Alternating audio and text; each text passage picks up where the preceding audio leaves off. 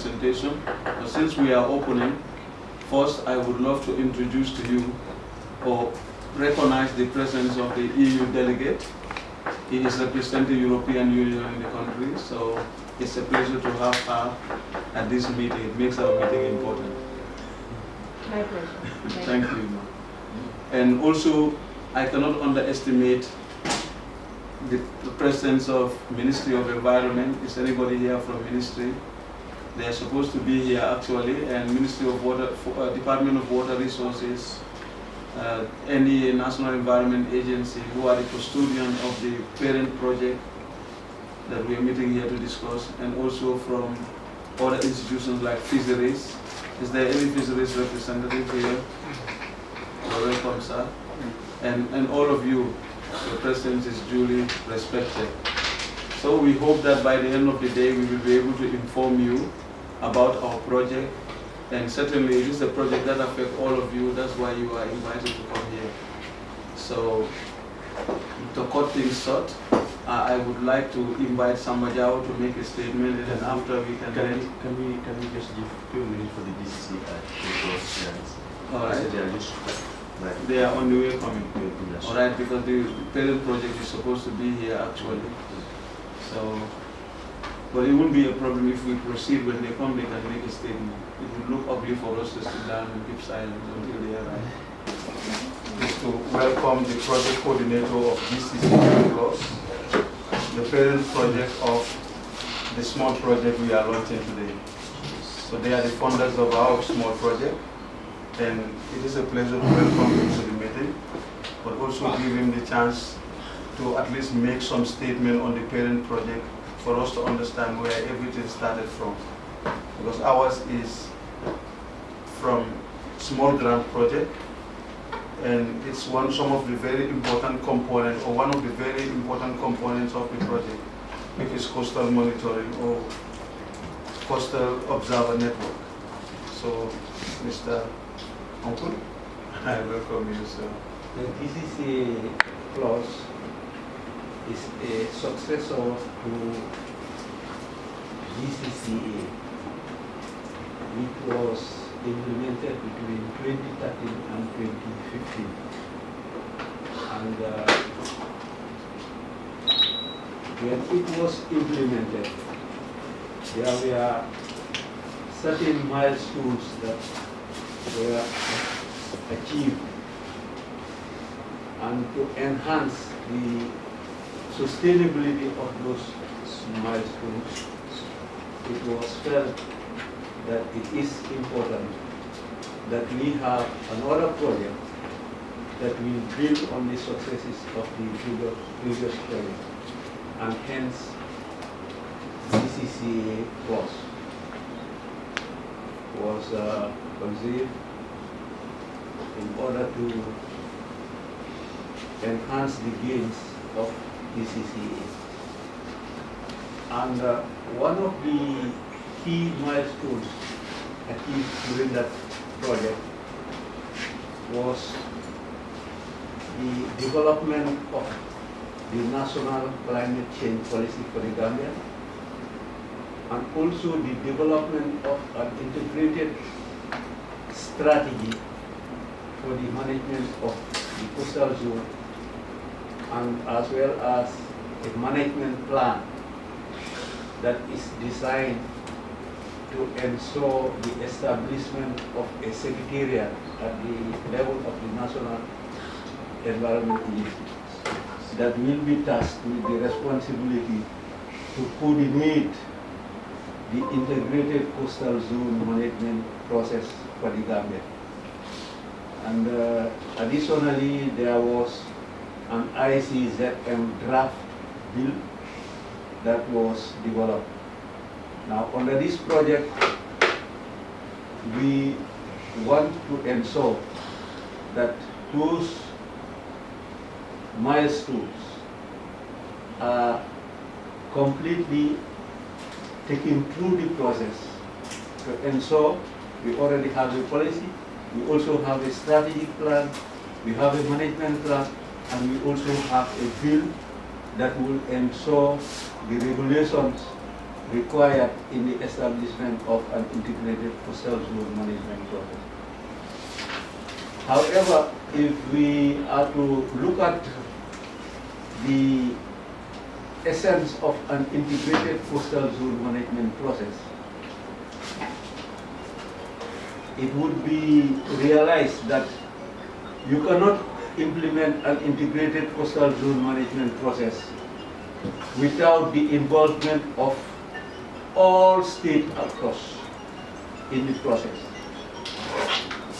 Hence, this project has a component under the GCCA Plus to support non-state actors in the implementation of adaptation and resilience building strategies to support local communities and enhance, improve ecosystems within these coastal areas to enhance the livelihood of our communities. And you cannot do that much better than those who are directly working with the communities on the ground. And these are the non-state actors.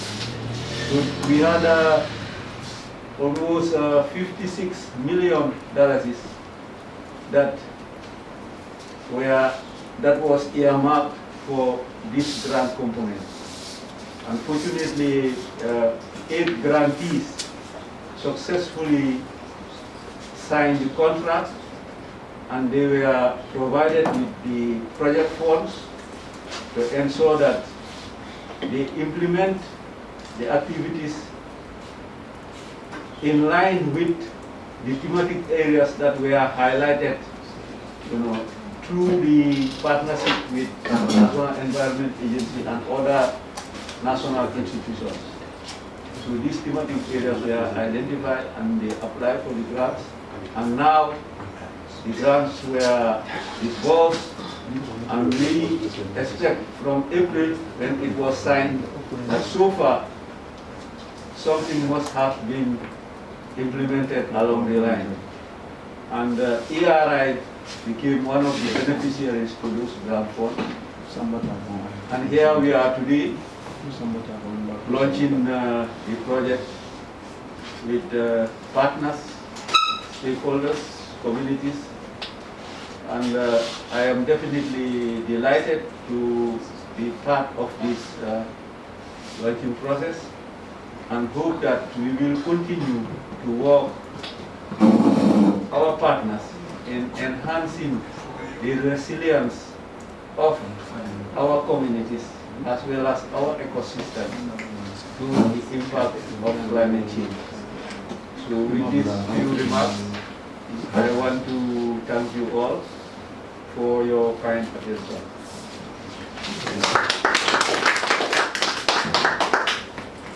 Thank you so much, Uncle. I guess all of you now understand what the project, the parent project is about.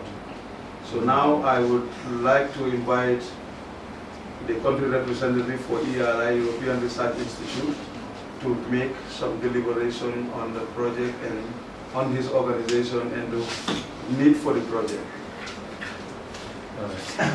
Thank you very much, Toshi. Thank you very much, Mr. Aruzabur, for that well-explained statement. First, I have to recognize the presence of you, your office, to this launching for the project coordinator of the GCCA Plus. And I have to recognize the presence of the team delegate, Mr. Eva Gonzalez. I have to recognize the presence of the National Environment Agency, NEA, Mr. Lamin Koma, but have a seat. Okay, the representative from Department of Water Resources, WAPSA, West African Park Storage Association, who are important partners, the Department of Parks and Wildlife, Department of Fisheries, of course, our partners in this project, Sahel Wetlands and Makasutu Wildlife Forest. Now I go through the statement. I am honored on behalf of the European Research Institute to preside over this ranking of the grant project supported by the GCC A+ Climate Change Resilient and Management Project for the Gambia. The project connecting coastal observer network for monitoring the effect of climate change along the river Gambia is funded by the European Union and seek to contribute to the Gambia's goal of protecting the country's natural resources by identifying priority georeference cells in the shelter along the Gambia River by building the capacity of community-based organizations and individual coastal observers. The European Research Institute is leading the implementation of this project with support from two local NGOs, namely Sahel Wetlands Concern and Makasuku Wildlife Trust. The European Research Institute is an international non-profit making organization that works to promote research and experimentation for the innovation in scientific and social fields. Mainly, its main objective is to improve the economic and cultural conditions and promote the respect for environment and territory and the living beings. The project is well aligned with the National Environment Agency's strategy and the objective of the GCCA Plus partnership framework for the Gambia. The overall objective of this project is to enhance effective collaboration and transmission of data and environmentally significant events and biophysical parameter to the National Environment Agency in order to help coastal communities along the Gambia River to adapt to the impact of climate change. Specifically, the project is designed to establish a community-based coastal observer network in order to enhance the monitoring of shelter coasts along the Gambia River. The target beneficiaries of this project are the coastal communities located along the River Gambia in the Lower River region and West Coast region. Mainly, and the important local partners for this project are local authorities such as the Alcalos and Lake Development Communities, VDCs. The project also aims to provide rural community with alternative livelihood opportunities and income, but also strengthen capacity of NEA, Department of Water Resources, Department of Parks and Wildlife Management, and Department of Fisheries. The two intermediary objectives are defined in order to reach the specific objective. The first one is to identify priority georeference cells in this shelter coast along the Gambia River, and the second one is to build the capacity of community-based organizations and individual coastal observers. Notwithstanding, this project is based on 3 work packages. Work package 1 is to establish the establishment of river coastal observer network that will lead to the achievement of the project outcome, that's the establishment of a community-based coastal observer network for the shelter coast along the Gambia River. So work package 2 is preliminary scientific work, will lead to the achievement of the intermediary outcome that identify priority georeference cells in the shelter coast along the Gambia River. Then work package 3 is training of river coastal observers, will lead to the achievement of the intermediary outcome that build the capacity of community-based organizations and individual coastal observers. So furthermore, the target groups of these actions are community-based organizations and adult citizens that will be trained as coastal observers in the lower region and west coast. The action will involve at least 2 community-based organizations and 24 adult citizens, 12 men and 12 women. These community-based organizations are involved in fishing and other related activities on the river and are the very people who are most affected by the impact of climate change problems. Therefore, they are the right target groups to involve in the monitoring and data collection along the river areas.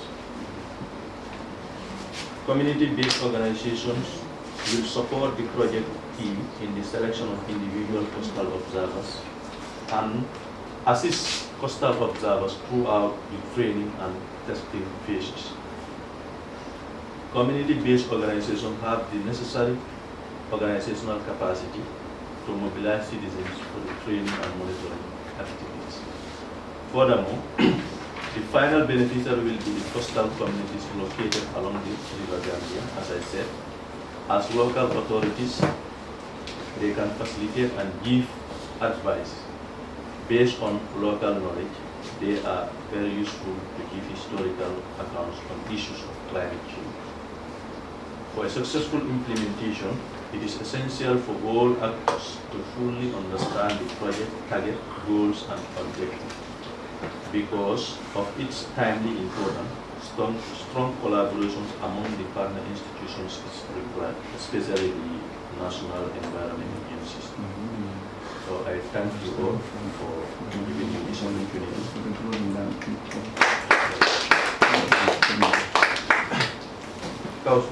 Yes. Yes, I guess now we also welcome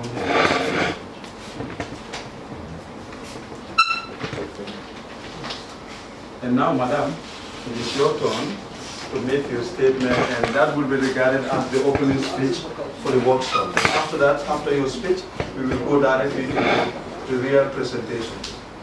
So, far. Yes, sir. Thank you very much. Good morning, everyone. My name is Eva, and I am a program manager at the European Union delegation to the Gambia. It is an honor and a pleasure to be here today in the launching of this project called Connecting. It is about the establishment of a coastal observation network to also to build the resilience of the communities along the river Gambia and mitigate the impacts of climate change and outbursts. So from the EU, we have been supporting the Gambia for a long period, and in the area of climate change, we have had this GCCA project, which has been duly explained by the colleague from the project coordinator of the current project. And now we have the GCCA Plus, which is a follow-up, and the objective of this new project is to scale up and build up on the successes of the former one, which were many. Among others, there was the establishment of or the creation of policy, climate change policy, building capacity of several government institutions that are today represented here, and I would like to thank the NEA, National Environmental Agency, and different government representatives here from Department of Water Resources, Fisheries, Wildlife, and from NAOSU, etc. Sorry if I forget anyone. So as part of the current GCCA Plus, one of the major components was about working with the communities. Because the effects of, or the impact of climate change is touching us all, and there is a great, a very important element of raising awareness and working all at the different levels, on climate change related issues. So here we look at climate change from bottom up, let's say, so how it's impacting at the individual, household, community level. And to work with the communities and to build the resilience of the communities, who is best? That's the non-state actors or civil society organizations. So this is why, in fact, as part of a call for proposals calling civil society organizations, non-state actors, to present proposals in different areas of the GCCA class. 8 grants were awarded a few months over the summer, and this one being implemented by the European Research Institute together with Magasutu Wild Trust and on the one hand collect data and inform timely, collect not only data, collect quality data about impact of climate change, and to work with the communities and build the capacities of the communities and the actors along the river to better face the impact of climate change. We see the effect of climate change all over around us, the loss of biodiversity, global warming, we see the sea level rising, we see the salinization of the waters, we see a number of important effects, and it is our duty, all of us at our different levels, to do what we can in order to live with that, to mitigate the impact of that, and I would like to say that in the Gambia many important activities are happening. We see more and more these beach cleaning exercises. We see the water we are the use or the waste going to the water. That's something we can work or we can look at all together and individually, and many other things. So from the EU, the climate change is one of the, it's the biggest priority, part of what we call the European Green Deal of the current European Commission. And it has ambitious objectives to make Europe climate neutral by 2050. And as part of this big ambition, we are supporting our partner countries like the Gambia in the working towards that. In that context, we also know that we have the Paris Agreement commitments, whereby all the participant countries, the Gambia included, have prepared the nationally determined contributions plans, how each country is looking at designing mitigation actions or adaptation actions. In the case of the Gambia, this action is part of the adaptation actions to climate change. This, important to build, as I mentioned earlier, the resilience of the communities in that sense. And as a second point, the raising awareness, it's also very important. So I stop here because we have to continue with our program, and Yeah, thank you all very much for being here, and I remain available if you have any question, and I'm happy to listen now about the details of the project. Thank you very much. Thank you so much. To recognize the coming of my director, my own boss, and the meeting is open though, director, but we will allow you to say something because we are in your premises, and at the same time you are the director responsible of biodiversity and biodiversity convention, which is related to climate change. So you are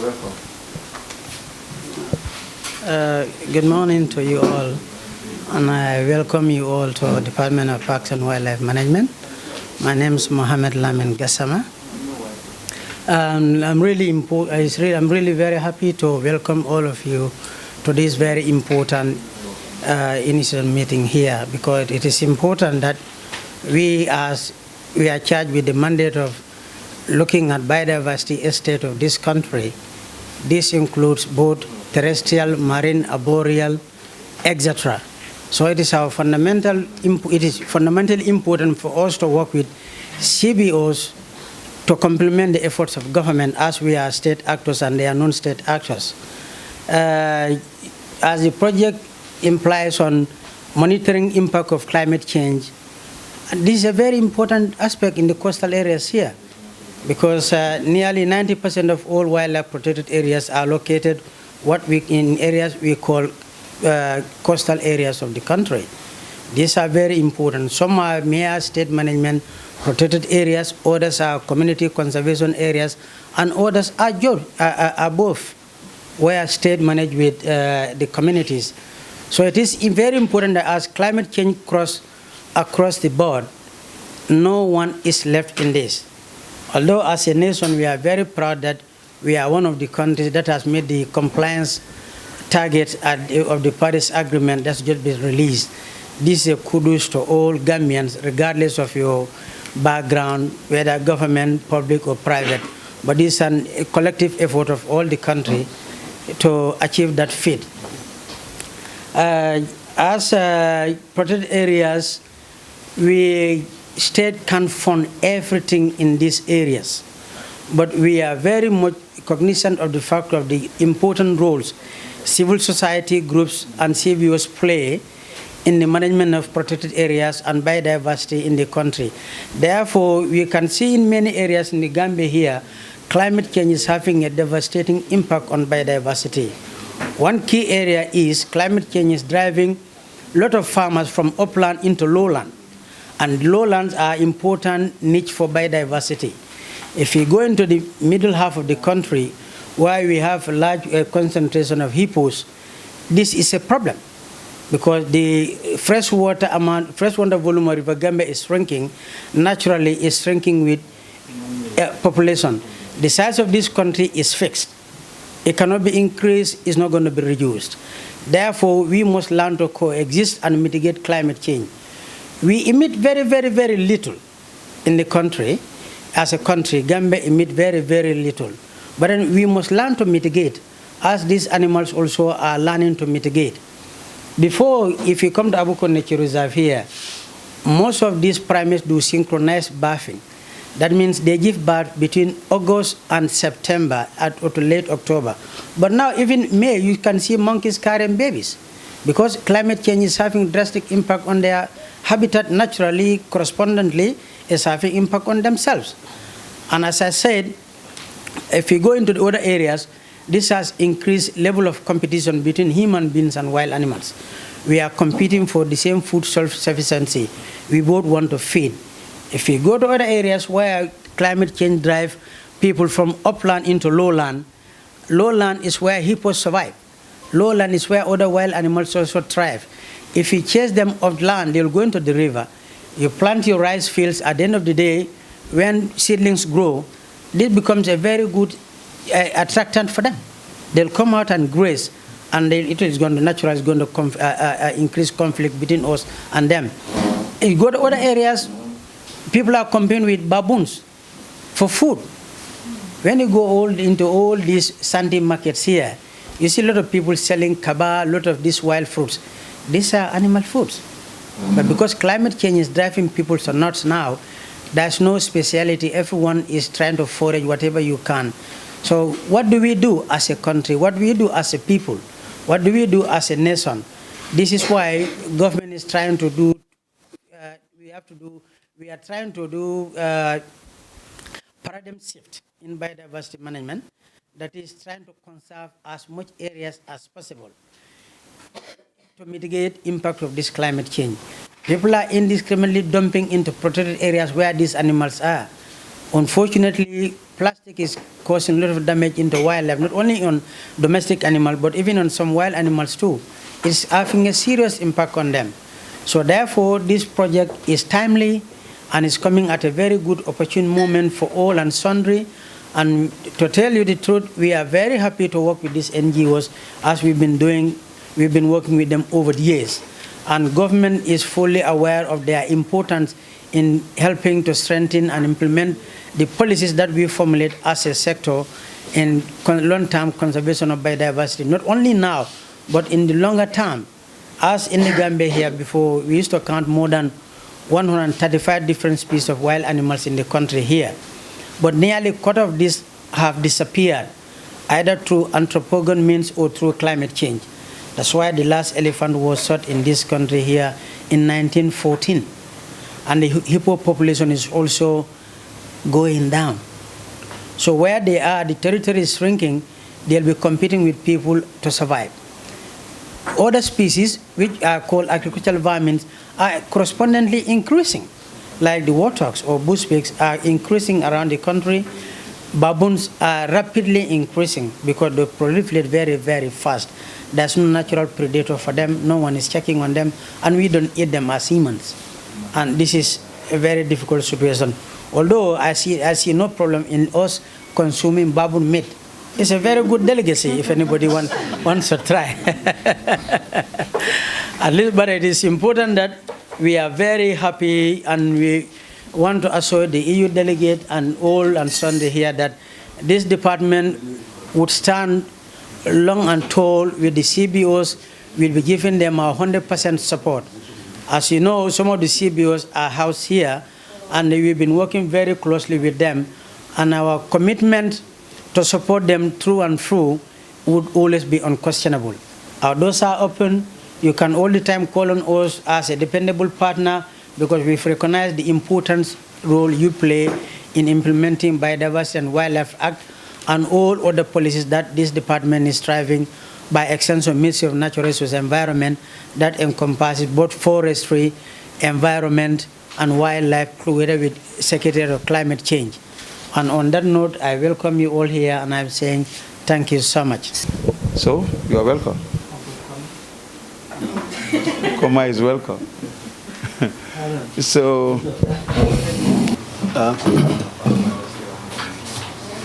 thank you, Mr. Chair, for giving me this opportunity to present on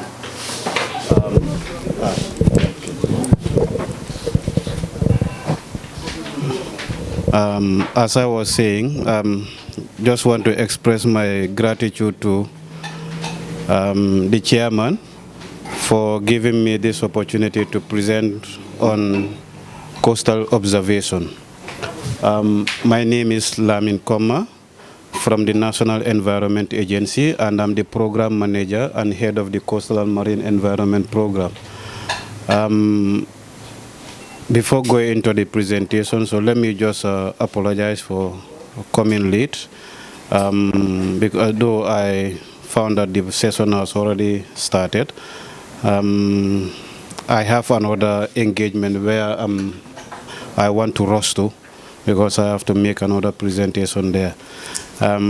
So notwithstanding, my special gratitude also goes to ERI for winning this grant component under the GCCA Plus, which has to do with coastal observation.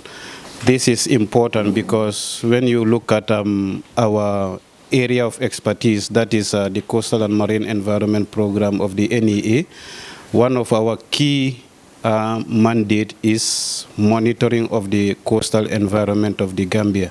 And here, we cannot do it alone. So this is the need why we come up with the idea of community coastal observers. Either it has to be within the open Atlantic coastline or within the sheltered coast. Though we have not started with the sheltered coast, so ERI coming into the show with this initiative, I think it is it is in the right direction. So going into my presentation, it is going to be in this format. First of all, what is the mandate of the National Environment Agency? Because we have to know that which will lead to where we are heading to. Also, we need to know the coastal zone of the Gambia and what is the coastline itself.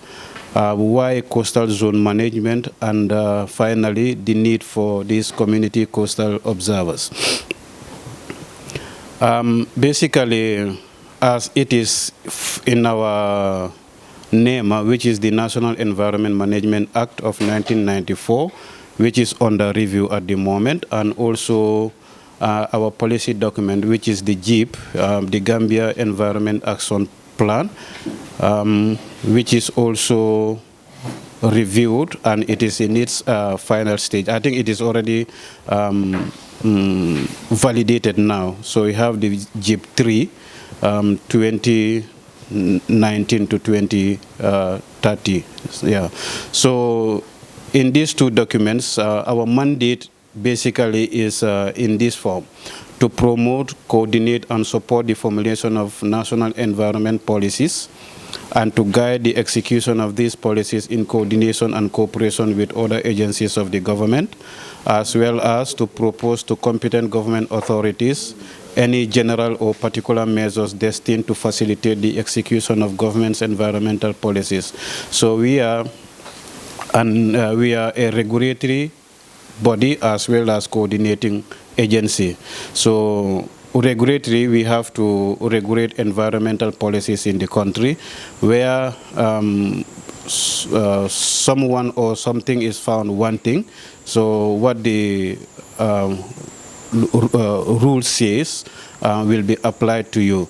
So coordinating in the sense that we work with all the stakeholders, be it government institutions, private, or even community-based organizations. We work with everybody. 50% of our country is below sea level. And again, in some areas, 30% also is below 10 meters above sea level. Basically, the entire country is below sea level. So you can imagine if there is devastating impacts of climate change in terms of sea level rise and other things, you can imagine what will happen if our country is submerged underwater. So the coastal zone of the Gambia is broken down into a number of relatively uniforms we call coastal cells. This is the coastal environment of the country. In 2001, there was a feasibility study by Royal Haskonin, and they divided the entire coastline into cells. Then you have 9 cells altogether based on their geomorphologic characteristics to impacts of climate change, as well as their vulnerabilities to human-induced impacts. So from Jinak point here, from Jinak here, that's the Bunyaru point, go up to Bara here, you have that the cell 1. Cell 2 is the mouth of the river Gambia. Cell 3 from Banjul up to Denton Bridge, Cell 3, Cape Point, Cell 4, Bakau, Cell 5, Fajara, Cell 6 up to Cell 9. So these cells help us in our coastal monitoring exercises. It is not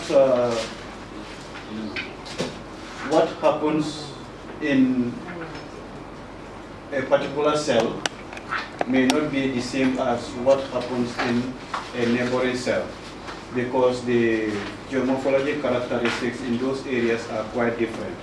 For instance, if you look at cell 9, which is from mouth of River Alatin here up to Sanyang Point in Sanyang, is cell 9. There are a lot of communities here.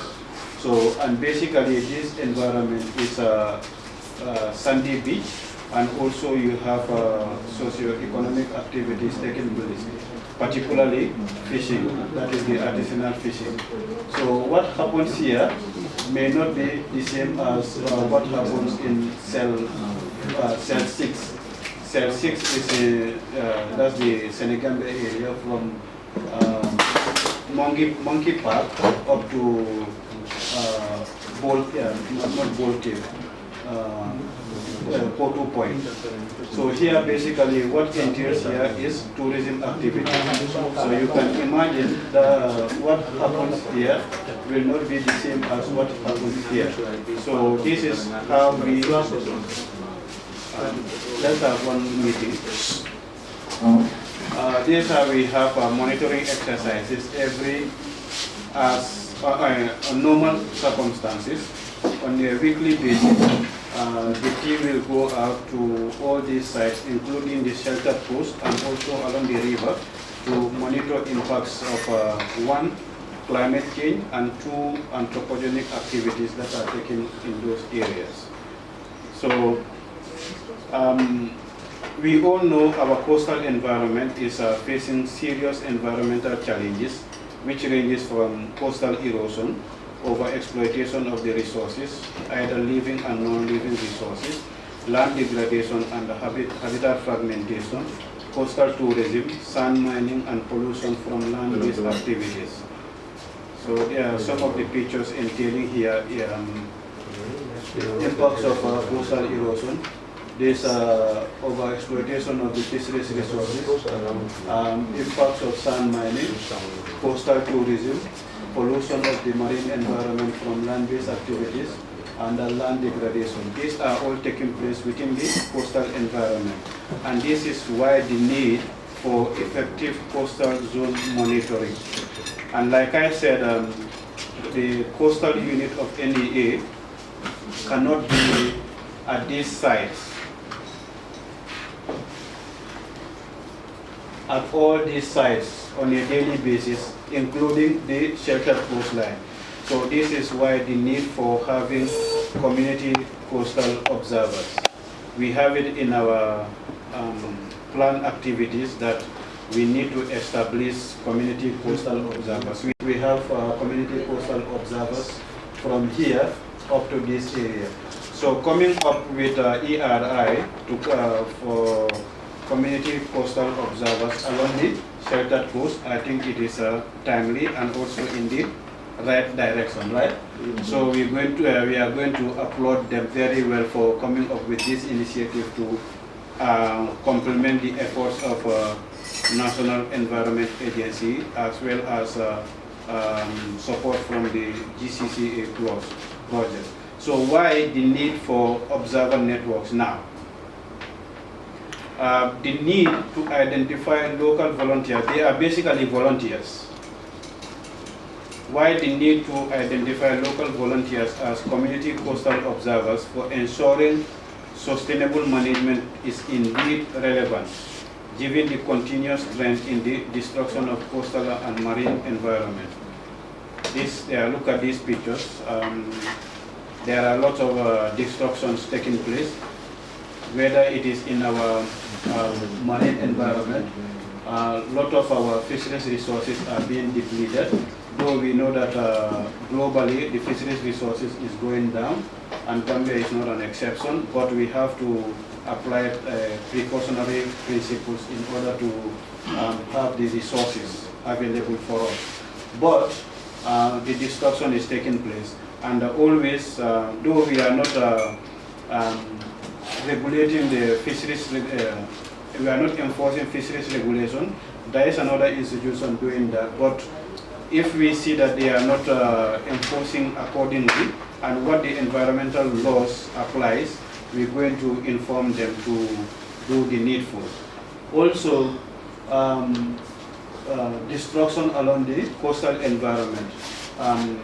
The sea is increasing, though at our level it cannot be. It is very insignificant at presently, because we have not seen that level we are anticipating in the near future. But we know that it is increasing globally, and the Gambia, being a coastal state and also very close to the ocean, we know that the Atlantic ozone is increasing, and when that happens, it's going to have a devastating effect on our coastal environment. And this is why we have a lot of erosions taking place. Again, we have tourism activities that are constructing very close to the sea. Look at this building, and you see this, the sea is here. And basically what the coastal zone management says is no structure, no permanent structure is going to be constructed at a distance of 150 meters. But look at this. This is even less than 50 meters. And they are doing this without consulting the relevant authorities. And when the problem comes, this is the time they are going to knock the doors of coastal unit of NEA. Erosion is affecting our beaches. Please come and help us. And what can we do? Nothing. For instance, look at this beach bar, which is also very close, and now it has gone into the water. Effects of sand mining. Like I said, you see this waste rock. This is discharging raw sewage into the environment. So you can imagine a raw sewage going into the marine environment, and this is where we are getting our fisheries resources. So that means any fish caught from this environment, either we know it or not, it is consuming. Let me not say it, because we already know it, right? So it's already consuming what we are, yes, the sewage we are discharging into the environment. So, and it's coming back to us again. Vast areas of forest cover are being cut down for developments and also for real estates. And the coastal unit cannot be at all these sites monitoring. And this is why I said the need for coastal observers is indeed relevant given the continuous trend in the destruction of the coastal and marine environment or resources. These coastal observers are assigned to facilitate the enforcement of environmental laws and regulations on the coastline through reporting suspected violations of coastal and marine environment unit of NEA for necessary redress. Here, they are not 100%, let me use that word, they are not 100% staff of NEA, and they are not gazetted to enforce what the NEMA says. So what the observers do is any foul taking place within their jurisdiction, they report to the relevant authorities. For instance, the observers we already have, they report to the coastal unit of the NEA. Now, if ERI come up with these observers, they are going to report to ERI, who in turn will also report to the relevant authorities, in this case NEA, to take the necessary actions. So I hope it's going to be like that. Okay. So basically that's what the rule says. So they are not gazetted, so they cannot enforce the laws. So for instance now, if a problem comes and they go to court, where serve as witness or the observer there, where are you getting your basis? Are you a staff or are you a gazetted inspector of NEA? No. So this is why they cannot enforce the environmental laws. But what can they do to report? But basically, provision is given to them. Monitoring tools are given to them. how to do the reporting, how to monitor, all those things are provided to them. Even training, induction training is also given to them before they are allowed to do those kinds of activities. So anything they see which is not in line with the environment, they have their gadgets, take a picture, send it to the relevant authority, screen it, and we take the necessary actions. Also, to monitor environmental activities along the coastline of the country, particularly in their respective communities. If these observers are coming from the North Bank area and also the West Coast, so those communities that are very close to the river will have to serve as coastal observers. You cannot get someone maybe from Banjul to be a coastal observer for Kerawan, because Kerawan is close to the river, right? Yeah, that's not possible. So you need somebody in Kerawan to be an observer within the community. And here, it is not going to monitor only activities along the river bank, or including the community itself, because there are environmental issues within the community, be it pollution at illegal dumpings at undesignated areas, or any other violations. So they are going to serve as watchdogs for the agency. Also to monitor compliance as defined in the NEMA Act and other related national acts and regulations. In this regard, the Coastal Management Observer functions as a watchdog in an attempt to ensure that all environmental regulations are adhered to.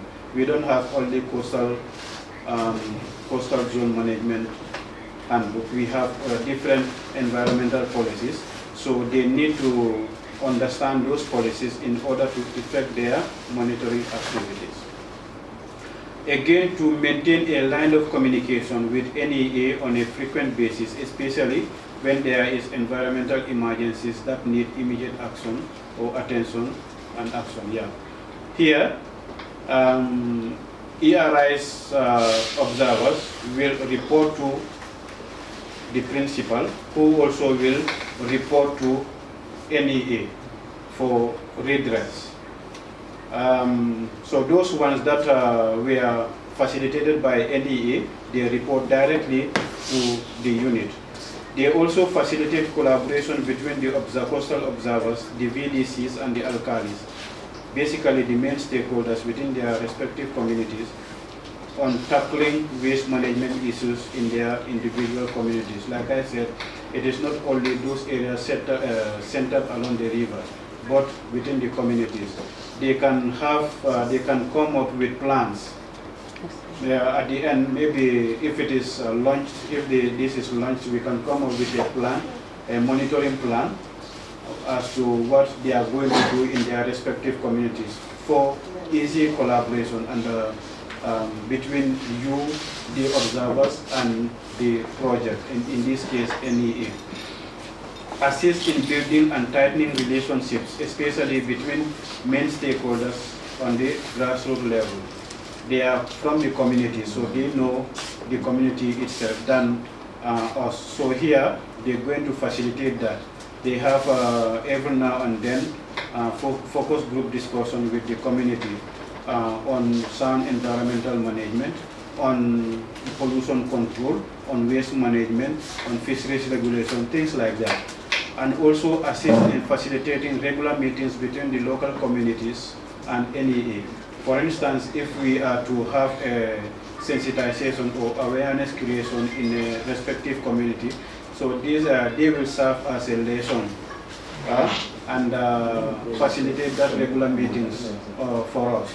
And if we cannot be there, then they will be the ones who are going to wear our cap and do the work of NEA on the ground, provided now they are fully trained to do that.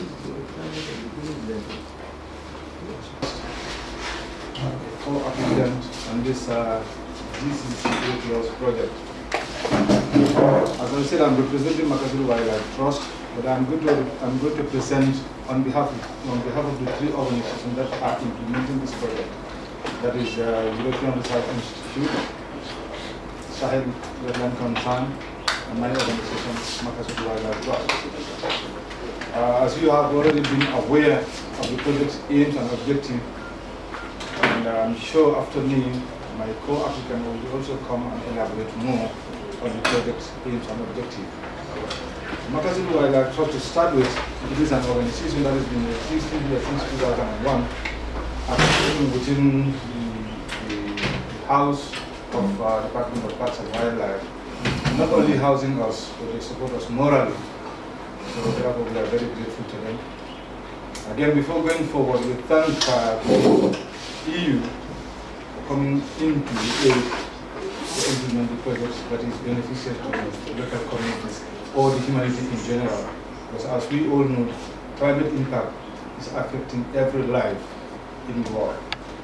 Therefore, as I said, I'm going to present on behalf of the three organizations. Since the project is being approved, the three applicants, that's main applicants and the co-applicants, the two organizations that have been co-opted in, that is Sahel Wetland and Makasulu Wildlife Trust, we have shared the work of the implementation into three components. Work package 1 we call it, work package 2, and then work package 3. Package 1, that is consists of scientific research of the Coastal Observer Network program.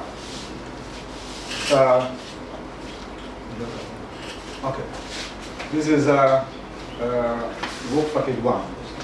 This work package 1, of course, is going to be implemented by the three organizations. The European Research Institute will be part of it, and of course under the umbrella of the National Environment Agency. But this program will be led by Sahel Wetland Concern. This is concerned the scientific research. This research is, the purpose of this package is to achieve the achievement of main objective outcome, establishment of the community-based organization observer network for the shelter coast along the Gambia River. The aim is to pursue through the involvement of the National Environment Agency. Of course, the idea comes from them, and then they are the main custodian of the national environment. So therefore, we cannot do anything concerning the environment excluding them. So this project will be obviously under them and the government and the other government agencies like Fisheries Department, Water Resources, Parks and Wildlife, since we are all stakeholders in this program. But this project implementation, this particular aspect of it, will be led by Sahel Wetland Concern. Of course, we will all be involved, as I said. It cannot be done in isolation of the other components of the organization. But the component itself will be led by the Sahel Wetland Concern. So Sahel Wetland Concern is an organization that has also been existing here as an NGO. Of course, their participation in the climate change is immeasurable. So that's why the European Institute's representatives observe them and then choose them to be part of their project implementation. As I said, the other agencies of the government, that's Fisheries and NASA, Mr. John was saying, the observer network will not be only reporting, should not only reporting to NEA, but they should be reporting to the other stakeholders, like fisheries, because you will see some illegal fishing activities and then other environmental impact damages, which should be also reported to the various stakeholders. As we know, climate change is an impact that is negative. Climate change is negatively impact on human life, not only human life, but the world life in general. So it is a duty for every human being to participate to mitigate its impact. So the work package 2. The work package 2 is to be led by the European Research Institute itself, because they are the main applicants. They are the custodian of the work from the beginning until its end. So therefore, they will be reporting, they will be responsible of the following. Of course, we will be working under them as the project has been designed. we'll be reporting to them, and they'll be reporting to the main custodians, that is the National Environment Agency and the EU necessary. So their role here is, of course, they will be guiding us, and they'll be, of course, monitoring. They'll be responsible of to make sure that the quality services, the quality research is being done, and then coordinate the mapping of the river coast, then coordinate the research activities, coordinate the preparation of the study and priority river coastal shells. As you know, we have designed these shells in a way that the two regions, West Coast region and the Lower River region, will have 4 shells, 2 shells from the West Coast and then 2 shells from Lower River region. So Lower River region, the research will be done, will be headed by Sahel Wetland, and then West Coast region, the research will be headed, or the training will be headed by Makasulu Wildlife Trust. Of course, all this needs reporting and then, of course, studies. So this, all their work, after doing the work, they will be reporting to the European Union, will be responsible of this writing and then sending the reports to the relevant authorities. Of course, they will be responsible of controlling the protocols of the river coastal shells. And they will be writing reports and monitoring protocol of river coastal shells. Of course, they will be coordinating through with Makasulu Wildlife Trust and Sahel Wetland Concern in participation of all the relevant stakeholders in the project implementation. And then all the rest of the organizations in Makasulu Wildlife Trust and Sahel Wetland, they will also be participating in mapping and preparation of the mapping activities. And then also will be all participating in the field work of the River Gambia coastal monitoring observer group. So work package 3, that is a component that I'm responsible of, that my organization is responsible of. That is responsible of training. Of course, after identifying the organization or the CBOs within the regions, of course, the real representative will be training to know what their duties should be, like what they're going to be observing and what they should do. That needs proper training. So my organization will be responsible of that training. As houses organization will be responsible of research. Of course, it's going to be involvement of all stakeholders. My organization is going to be responsible of training, but with the involvement of ERI and then Sahel Wetland Concern. Of course, will be led by National Environment Agency. As I said, my organization will be responsible of starting the community-based organization within the West Coast region, and then identify 2 of them. And then among the 2 organizations, we'll have 4 representatives, 2 from each one, making it 4. And then we'll close with 4 from West Coast Lower River region, put them together, making it 8, and the training will be conducted. And then that program will be headed by my organization.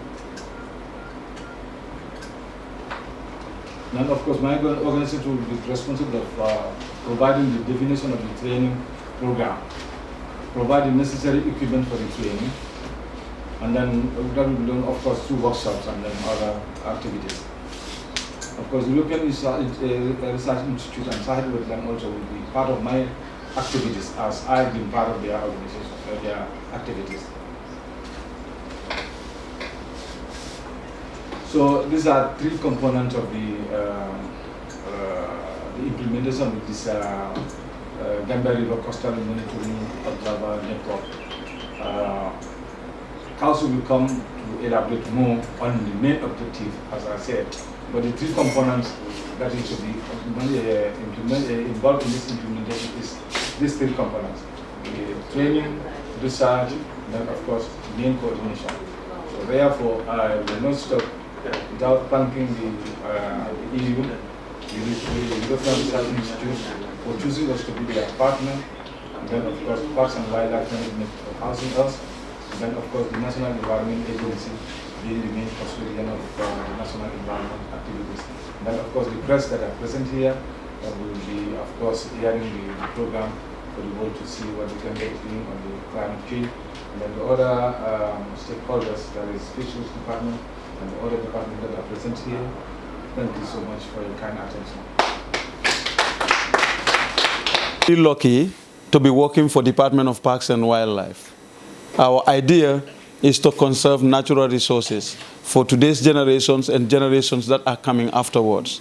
So there is no bias in what we do and no corruption in what we do, because we are planning for 200 years and 300 years. So our planning is for posterity. Our planning is not for today, where we can make some thousands and keep silence.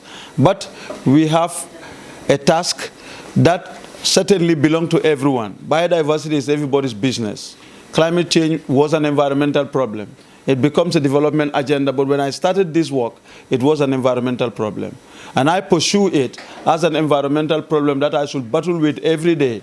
In particular, I am not concerned with negotiations at the international level, but as a citizen and also as an environmentalist, a local environmentalist, I am concerned with environmental problems that climate change is putting on us in our country.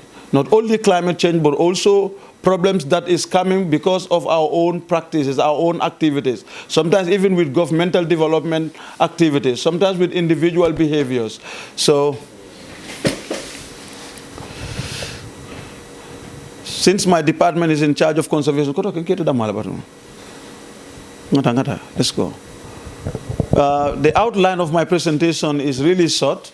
I want to look at climate change-induced problems in the Gambia and their impact together, and also want to talk about some response strategies that the government design or agencies that are under the government design, and also actions that we are doing that we think are contributing to adaptation and mitigation. Let's go. Now, first I start with sea level rise. Sea level rise, because of sea level rise, this is evident in the Gambia. We can't say we don't know that our sea level is rising up. My evidence is there is a lot of flooding in the country. If there is a little bit of rain, actually it leads to flooding. Then that means we have a lot of water already. Any excess water would lead to flooding. That flooding has created salinization. If you go to Lameng in here, according to the audio, you see mangroves standing inside the rice field. That means salt water is surpassing its limit. High water mark, it is now going excess into the rice growing areas. And also, if you follow River Gambia,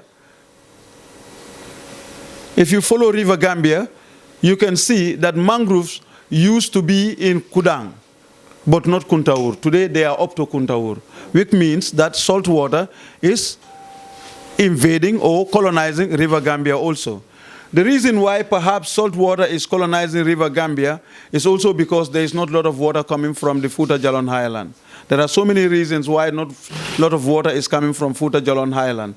But also there is a fact that there is less infiltration now. There is more erosion than infiltration. We don't have a forest that supports rainwater to be infiltrated into the underground and support the groundwater system. What we have is eroding water that comes with a lot of sediments to water catchment areas or water bodies. For the Middle Guinea, where the highland is, during the war in Liberia and Sierra Leone, there were a lot of people who were migrating to Middle Guinea. And because they were there was a lot of deforestation. The population was too much, and people were harvesting trees anyhow they like. And because of that, the entire highland is degraded. Only one part of the highland becomes a forest park. Just because there is a lot of pressure, Forestry Department rushed to make that area a forest park. But the majority of the highland is naked. It's all rocky, no vegetation. And because of that, there is no infiltration capacity. Normally, the underground water at the highland is recharged by infiltration from rainwater. And since there is no infiltration, everything is eroding, deforming the nomenclature of the rivers themselves. Because there are 6 rivers that originate from the highland. The nature of the rivers themselves, the nomenclature has changed. So it doesn't allow a lot of water flowing into the rivers. As soon as there is no rainwater, there is no water flowing from Futa Jalon. As I'm talking to you today, if you drive your car, maybe we are in the rainy season now, but 1 month after rain, you can drive a car inside River Gambia if you are at Jeddah Mountain in Nyokolokoba. So things are changing, and they are changing not only because of climate change, but also because of our own behavior. I spoke about salt intrusion into rice growing areas. This is really common, from here to Dankunku. Last time I had a meeting in Jelan Bakadaji. They are saying that salt water is colonizing the entire rice field. So this is creating a kind of food insecurity for our country. Erosion of beaches and islands. Almost all the islands, from Bijoli Island in Tanje Bird Reserve, which is the only nesting colony in the country, is completely disappearing now. In 2005, we had 40,000 royal tan. Royal tan alone, 40,000 individual nests. I was one of those who were counting. I am not talking about cylinder bill gold. I'm not talking about Caspian tan. I'm not talking about other species, gray-headed gold. But only royal tan, 40,000. Gray-headed gold, I can still remember 12,000. The rest I cannot remember, but close to 60,000 nests were laid and successfully hatched on Bijoli Island. Today, Bijoli Island is just a little line of beach that even marine turtles cannot lay their eggs anymore. This is all sign of sea level rise.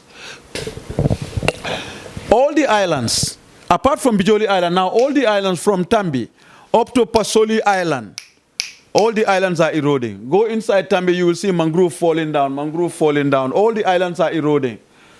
Sea level rise is evident everywhere.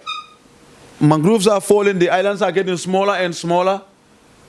And even if you follow, this inundation is about Bijoli Island, but if you follow the river banks are expanding. The river banks are expanding because there is a lot of erosion on the sides. This is also affecting the coastal forest because a lot of trees are falling down. I was with some people, ma'am, we were together in the river, doing our work. She is my witness that a lot of trees are falling down. You can see the river bank expanding, a lot of erosion, and even affecting rice growing areas. So sea level rise is evident. Go to Ibo Town, most of these compounds are still inundated. The reason why they are kept in those places for a long time is because they get inundated, but not as much as it is now. Sea level rise is supporting rain. And even if there is little bit of rain, then we are faced with the problem of flooding. When you go to CRR, this is a particular issue very important. Since 1998, there is a program we call water bird census. We go across the river, look at all important wetlands, and trying to identify birds and count them. We use these birds to determine changes in the water system, determine changes in the biodiversity, the ecosystem change, the ecosystem change. The birds are our bioindicators. This place was the most biodiversity-rich area. You can find pratin calls. You can find up to 200,000. Jobata will say 1 million, and then we will start quarreling because we don't know the amount we are seeing. We just make estimate. There were a lot of water birds. The indication is that these grain-eating birds have a lot of food in this area because most of those are grain-eating birds. So there was indication that there's a lot of food. Now, all these rice fields are inundated permanently with water, invaded by a species called Phragmites australis. The audio was saying it, episode was saying it, Phragmites australis. In our local language, we call it Bakinto. And they are permanent. It's a forest of weed. Now farmers don't even have chance to plant those areas anymore. Now those communities are living in a situation of food insecurity. They have little bit of space that they can plant their food, but there was a time when these people eat only rice they grow. They never buy rice from the market. And because of that, these birds are not coming there anymore. As of last 5 years, this site is no longer important for water birds. We are not going there anymore. These are issues that we all need to deal with. The reason why I like to make all these things explicit, we all come from institutions. These institutions certainly are supposed to serve the entire country, not just easy access, or we can have a project around Banjul area and it wouldn't bother me. I can just go around. It's much more than that. Our people are suffering, and they are suffering because of climate change and our own behavior and our own practice. I say this everywhere. I'm uncompromising. I say this everywhere I go. because this is something we know very well. You can imagine someone for 23 years, every year in January, you do research all over the country. We know what is happening in the country. And it is good to tell someone to know, because that person can make a change. That person can do something that will address problems affecting the people living around those areas. Erosion affected riverbanks, I spoke about that, but I cannot stop from there. Go to Nyomi National Park. There was a hotel called Madiana Hotel. That hotel is right inside the sea. Right now, 400 meters inside. The amount of erosion, the unprecedentedness of the erosion there needs to be a country priority. I really don't understand. For 10 years I've been teaching this, since when the problem was small, and now the problem is becoming bigger and bigger. The problem, in fact, is now affecting Senegal, because that island is shared by Gambia and Senegal. Certainly you will not do anything, but Senegal will do something about it. But it's good that we understand that our coastal erosion problems cannot only be prioritized to hotels. Let hotels retreat. We also deal with other issues that are affecting our biodiversity and our people. Extreme temperature. It is so sad that the audio says it here. On the 14th of April, 2015, there was a heat wave in the Gambia. And birds were flying. Those boys are here, they are from Sahel Wetlands Concern. We were sitting at the headquarters of Sahel, the field office, drinking attire. A bird come and stand on the plate where we put our cars on. The bird stand there and was drinking. Some birds were falling down and dying. That means climate change is real. And I think we all know, even today, the way we are feeling, if you compare that to 20 years ago, you can understand that honestly this year we have a lot of rain, but it doesn't change the status quo. The heat is increasing more and more.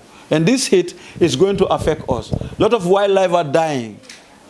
If you walk into the forest, you find wildlife dying everywhere. You find livestock dying everywhere. Livestock, this is part of our economy. Of course, this is biodiversity. It is indirectly part of our economy because ecotourism and other things. But this is a resources that belong to individuals that we are counting on our black and white as something that belong to us. But they are dying because we did not change our way of, we are not adapting 100% to the situation we are living in. It is time to read national response strategies and understand that it is not only government who should implement these strategies. We should also implement it at local level, at regional level, in-house, at the household level. Frequent fires. We always complain and we want to take local people to court, but we need to understand that even the trees are dehydrating. They are losing water so quickly than before. And any kind of fire that comes can eliminate them as quickly as possible. So our strategies that can help us are important. Violent wings. I don't want to... In 2008 and 2009, before I left for Brown University, I fought too hard to ensure that cane saw is banned in the Gambia. But you know, nobody can stop what they want. For a short period, they banned it. I went to America. Before I come back, my friends told me cane saw is working again. We came back, me and my friend Ablai, we start fighting, going to radio and engaging everyone. They ban again. Now it is like ban and open, ban and open, ban and open. It becomes a game now. But what is happening to you, Gambia, is that our land cover is disappearing. All our big trees are going, and now violent winds are affecting everyone. I think it is better to prevent. Better to prevent disaster from happening than trying to, compensate disaster victims, because you will continue to have more disaster victims. For me, it doesn't make sense. What makes sense is do things that will prevent disaster in the future. At least we can plan from now and say, in 5 years' time, violent winds will not be disaster in this country again. And then we start working towards it. But you build in the wall and somebody is putting it down. All the infrastructures are affected with violent winds. The agricultural system is affected. We don't have windbreaks in our fields. We're trying to encourage that in Baribu now, but your crops are flowering and winds are coming, they are all going down. So you need windbreaks to stop wind from destroying your crops. But almost everything, violent winds are contributing to it. Even the flood I spoke about, when it coincides with violent winds, it becomes even more serious. Look at this year's rain. The rain begins with what? Something that kills 10 people, and those 10 people were all killed in the North Bank. No single person died in the lower river, on the South Bank. Just to support us for in this project and also getting it running. So yeah, thank you very much for being here today. Thank you for having us as Great mom, Mary. Here we are again. Okay, and now I can have Samba say something. Okay, I can have Samba say something, and then finally we give it to Madame to. In order to achieve the target set goals for this project, on behalf of the European Research Institute, I'm saying big thank you to our local partners, Sahel Wetlands and Makashutu. Of course, big thank you to our donors, that's the European Research Institute through the GCCA Plus project. And thank you to the media for giving us the coverage, and thank you to everyone here. It has been a pleasure. Thank you so much.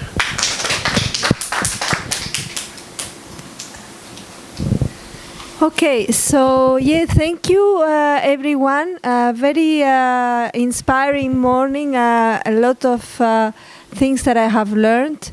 So it's a great pleasure to be here, and yeah, I thank you all. And let me wish on behalf of the EU, the project, a very successful implementation. We are doing very important things here, not only for today, not only for tomorrow, but for many years to come. And it starts with each one of us at all different levels. So thanks a lot and have a great afternoon.